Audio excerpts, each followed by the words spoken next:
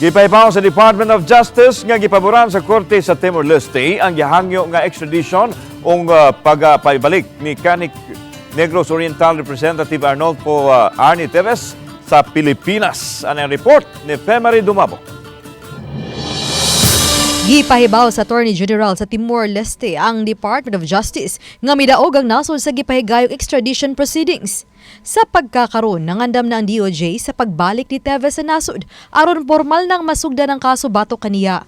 Subay sa kalambuan, mapasalamato ng asawa sa napatayng gobernador sa Negros Oriental Ruel Digamo, Pamplona Mayor Janice Digamo sa kalambuan sa dagan sa kaso. Mapasalamato usab si Pamplona Mayor Janice sa kahitasan human gidungog ang ilang pagampo nga paboran sa korte sa Timor-Leste ang hangyo sa nasod. Una jud no sa tanan yung himaya ibalik nato ngadtos nagiya sa tanan ang ato yung Ginoo.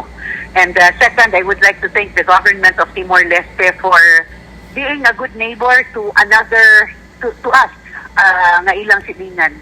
Nga dili lalim na kung sa ila pud mahitabo, dili pud cooperative ang government, criminal, that will be a difficult problem pud sa ilaha kung sa ilaha mahitabo. Kung mapasalamaton ko nga nakasabot, desisyon na ginsakto ang Timor-Leste government. Dugang sa mayor nga ang kalambuan sa kaso pagpakita lang sa administrasyon ni PBBM nga wala magpakabuta-bungol sa mga krimen ug tingwa usab niini ang paghatag og hustisya. At sa atong presidente sa nasod ug sa iyahang administrasyon.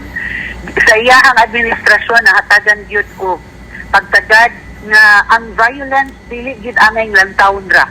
Si President Bongbong Marcos ni tagad gyud nga ang violence kinahanglan dunay madubang para niini.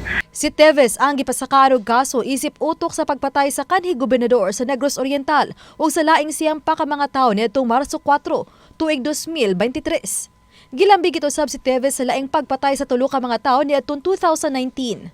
Ang tanang pasangil sa pagpatay gihimakak ni Teves. Paboto na lang ni Digamo ug sa pamilya sa mga biktima ang dugang instruction sa DOJ kanila.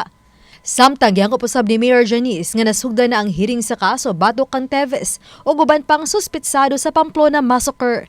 Hinuon wala mihatag og dugang pamahayag ang mayor kalabot sa maong kaso subay sa gag order nga gipagawas sa korte. We are holding on.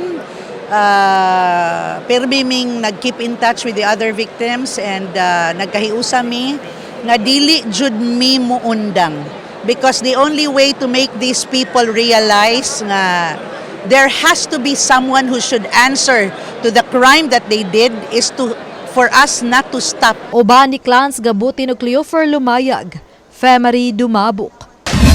Balitang Bisdak.